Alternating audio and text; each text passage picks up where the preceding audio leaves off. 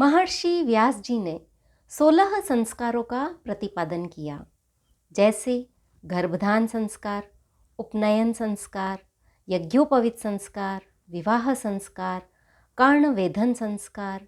इस तरह पुंसवन संस्कार, ऐसे 16 संस्कारों का प्रतिपादन महर्षि व्यास जी द्वारा किया गया।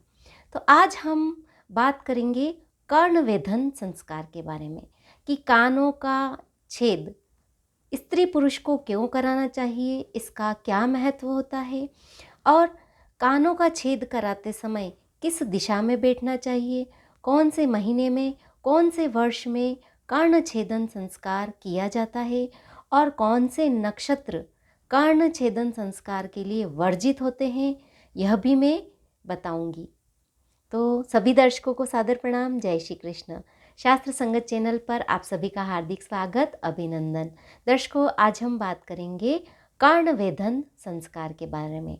महर्षि व्यास जी द्वारा प्रतिपादित 16 संस्कारों में 9वें नंबर पर यह संस्कार आता है।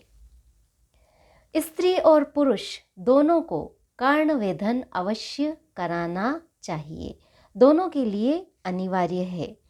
और अगर पुरुष और स्त्री कर्ण छेदन करवाते हैं तो वे पूर्ण पुरुषत्व की प्राप्ति करते हैं और स्त्री है वह पूर्ण स्त्रीत्व की प्राप्ति करती है। शास्त्रों में कहा गया है कि कर्णवेध रहित पुरुष श्राद्ध का अधिकारी नहीं होता है, तो कर्णवेधन अवश्य कराना चाहिए। अब हम बात करेंगे कि कर्णवेधन किस किस मास में करवाया जा सकता है। तो अगर बच्चा छोटा है तो 6 मास से लेकर 16 मास तक कर्णवेधन करवाया जा सकता है। 6 मास से लेकर 16 मास की अवधि में कर्णवेधन करवाया जा सकता है।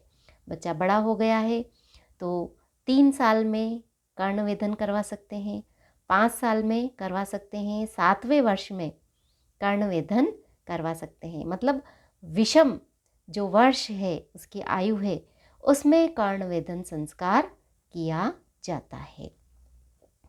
और कर्णवेधन जब आप करवाते हैं तो किस प्रकार के तार का प्रयोग करें या सुई का प्रयोग करें, तो इसमें चांदी की सुई या तार का प्रयोग करना श्रेष्ठ रहता है। जो धनवान होते हैं वे सोने की सुई का प्रयोग करते हैं।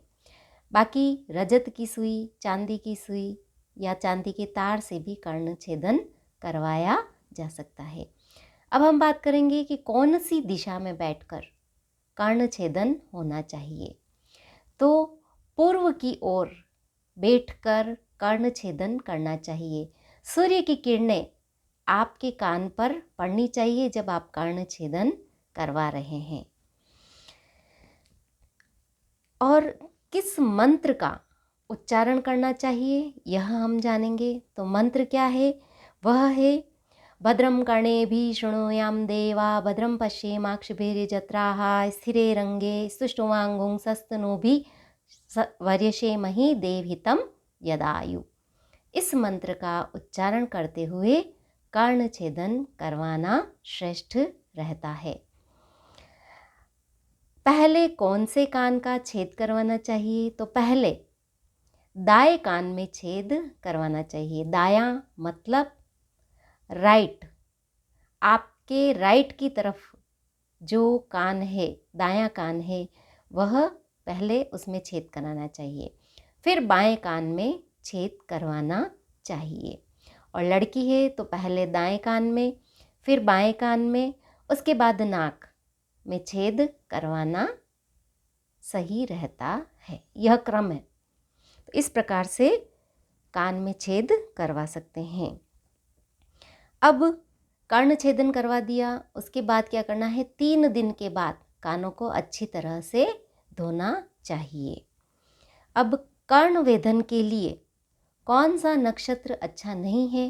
तो आपका जन्म जिस नक्षत्र में हुआ है, 27 नक्षत्रों में से कोई एक नक्षत्र होगा, तो जिस नक्षत्र में आपका जन्म हुआ है उस नक्षत्र में कर्ण छेदन नहीं करना चाहिए।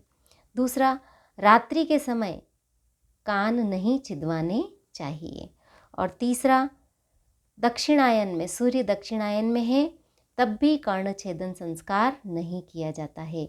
उत्तरायण में कर्णछेदन करवाना श्रेष्ठ रहता है। तो 3 स्थितियाँ, जन्म नक्षत्र, दक्षिणायन और रात्रि में कर्णछेदन संस्कार नहीं होता है। तो आज मैंने जानकारी दी कर्णछेदन संस्कार के बारे में। दर्शकों, वीडियो पसंद आया हो तो लाइक कीजिए, ज़्यादा से ज़्यादा शेयर कीजिए। धन्यवाद। जय श्री कृष्ण।